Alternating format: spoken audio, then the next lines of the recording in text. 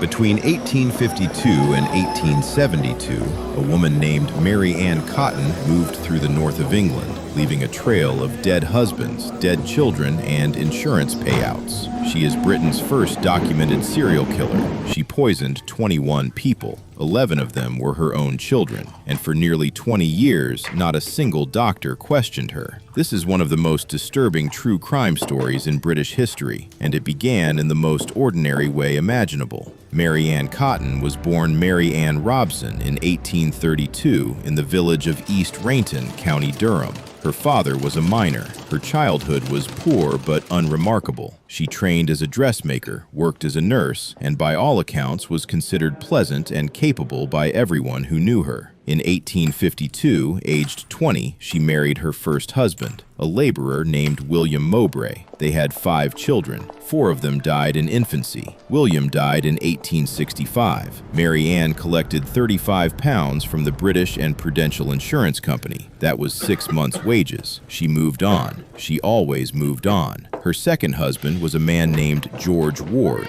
He died of intestinal problems in 1866, 14 months after the wedding. Her third husband was a widower named James Robson with 5 children of his own. 3 of Robinson's children died within weeks of Mary Ann entering the house. Then her own baby died. Then her mother died. Mary Ann had been nursing her at the time. Robson grew suspicious and refused to take out a life insurance policy. He is the only husband who survived Mary Ann Cotton. He survived because he refused to be insured. That detail tells you everything about how this worked. Her fourth husband was Frederick Cotton. He had 2 sons, Frederick Jr. and Charles Edward. Within a year, Frederick Sr. was dead. Then Frederick Jr. died. Mary Ann was now attempting to move on to yet another man, a local excise officer named Quick Manning. The problem was Charles Edward Cotton, her young stepson, still alive, still in her care, standing between her and her next chapter. In the summer of 1872, she visited the local chemist and attempted to purchase arsenic. The chemist refused. In Victorian England, arsenic was used in wallpaper, in fabric dyes, in rat poison.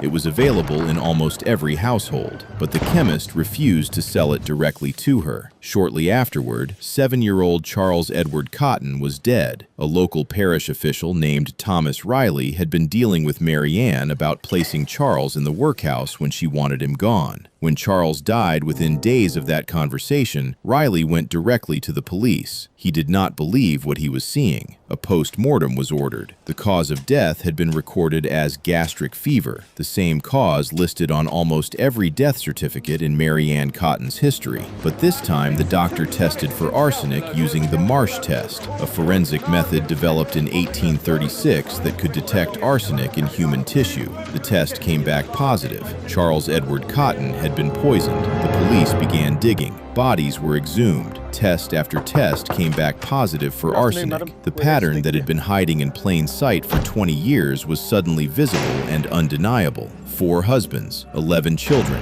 1 mother, all dead of gastric fever, all insured, all tested positive. Mary Ann Cotton was arrested in July 1872. She was pregnant at the time with Quick Manning's child. She gave birth in prison. The baby was one of only 2 of her children who survived her. Her trial opened in Durham in March 1873. She was charged with the murder of Charles Edward Cotton, the last victim, the one whose death finally broke the pattern open. She stood in the dock and claimed the arsenic had come from the wallpaper in her house. In Victorian England, this was not an unreasonable defense. Arsenic green dye was genuinely used in wallpaper, in children's toys, in fabric, but the forensic evidence was overwhelming. The Marsh test does not lie. She was convicted of murder and sentenced to death. Mary Ann Cotton was hanged at Durham Jail on the 24th of March, 1873. She was 40 years old. The execution was botched. The rope was too short, and she did not die quickly. It took 3 minutes, 21 people, 20 years, every single one recorded as natural causes. A mother, a wife, a nurse, the most trusted person in any Victorian household, and the most dangerous person in every room she ever entered. This has been Dark Verdict. Every case is real, every detail is sourced, every verdict is final. Subscribe for a new true crime documentary case every week and leave your theory in the comments below.